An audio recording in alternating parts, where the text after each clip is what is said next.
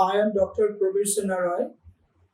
I am practicing in Kolkata and attached to the medicine department of SVS Marwari Hospital.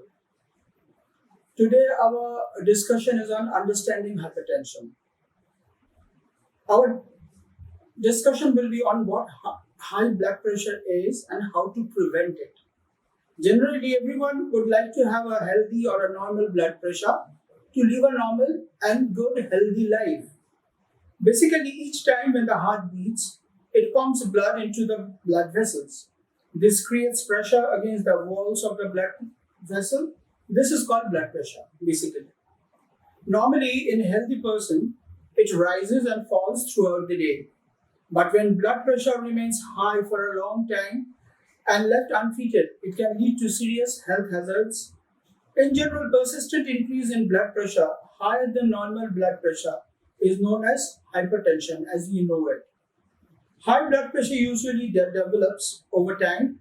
It can happen because of unhealthy lifestyle choices, for example, not having enough regular physical exercise, obesity, smoking, and stress.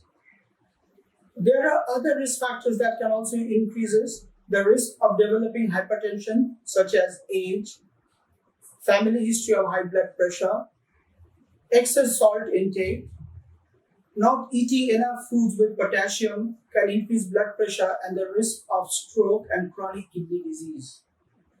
Eating processed and fatty foods increases fats throughout the body and make the heart work harder to push blood through the whole body, hence causing blood pressure to rise. On the other hand, lack of physical activity is also linked to obesity and further to high blood pressure. Another one is stress. Today we have usually a very stressful life.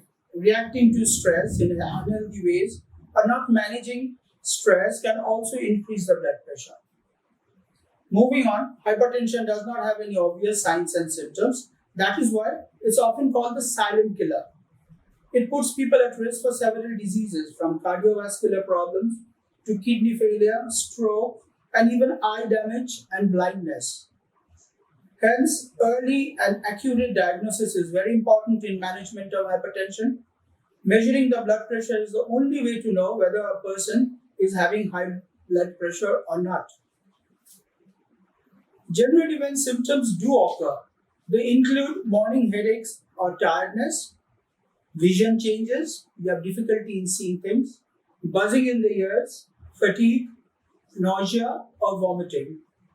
If person is experiencing some of these symptoms, then one should immediately go and visit his doctor. Fortunately, high blood pressure can be easily diagnosed.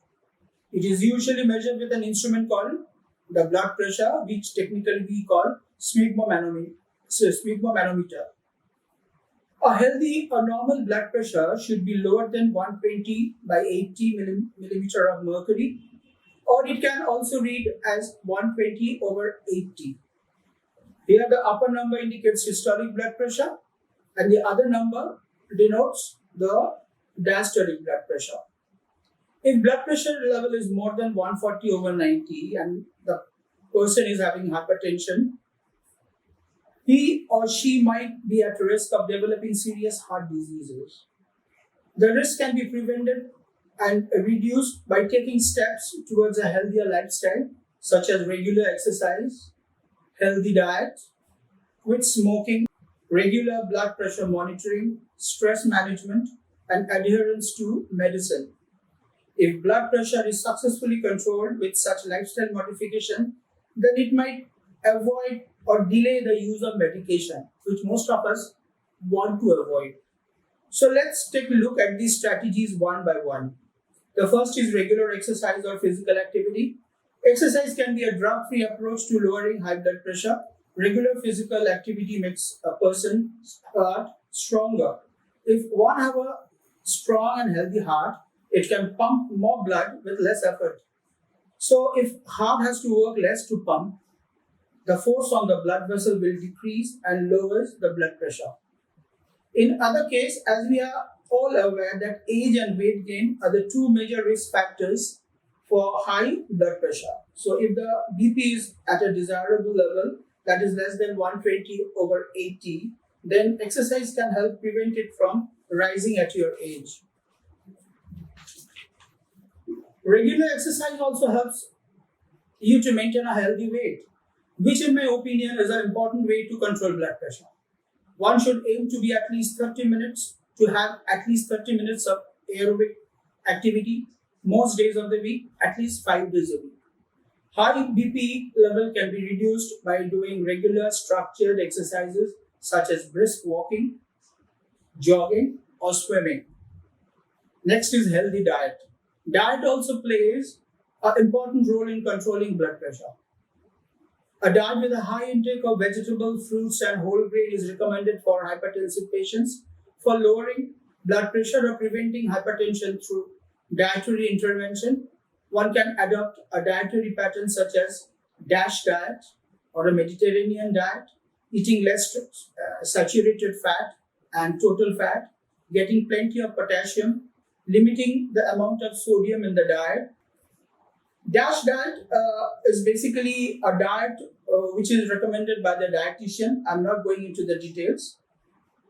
Next is to reduce the sodium in your diet. Even a small reduction in the sodium in the diet can improve the heart health and reduce blood pressure by about 5 to 6 millimeter of mercury if you have high blood pressure. To decrease sodium in your diet, you can consider tips like read the food levels. That means you should be aware what you are taking in your food. Eat fewer processed foods. Don't add salt in your diet. We have enough salt when you are taking a normal diet. There is no need to add extra salt to that. Number 3 is to quit smoking. Stopping smoking helps your blood pressure to return to normal. Quitting smoking can effectively reduce your risk of heart disease and improve your overall health. Regular blood pressure monitoring should also be done. Some of the hypertensive patients check their blood pressure by visiting doctors, but it is not always possible for patients to visit doctors. It is a very simple procedure. Nowadays, you don't have to use those BP instruments which we use as doctors. There are automatic instruments which you can easily buy in the market and monitor your blood pressure. Self-monitoring helps person to measure BP at different times throughout the day and over a longer period of time. It also assists the doctor to get a more complete picture of a person's blood pressure reading at different times. Further helps us in better prediction of cardiovascular morbidity and mortality rather than single routine blood pressure measures that occur during a clinical visit. Usually what happens when a patient comes to the chamber, he's a bit tense, a bit anxious, and we don't get the real picture of the blood pressure, which is known as the white coat effect. Then there is the stress management. By learning how to relax and manage stress can improve emotional and physical health, and it lowers the high blood pressure. Stress management techniques include exercising, listening to music, focusing on something calm or peaceful, and meditating. And of course, you should adhere to your medicine. If you are a hypertensive, you have gone to the doctor has made a schedule of certain medicines and what to do. One should stick to that. There are many patients, what they do, they think that, okay, my blood pressure has come down to the normal level, that is somewhere between 120/80, and they stop taking the medicine, which is hazardous. This should not be done. At last, I would like to suggest that there is nothing more precious than having a fit and healthy life. Adapting healthy lifestyle can help us to enjoy a long and healthy life. High blood pressure can be prevented as well as controlled in many ways. Keeping blood pressure in the normal range is very important in preventing cardiovascular complications. It is very much possible to maintain normal blood pressure levels with regular monitoring and preventive care. So I think if we follow these tips, we can lead a very good healthy life and control and or keep control of our blood pressure. Thank you.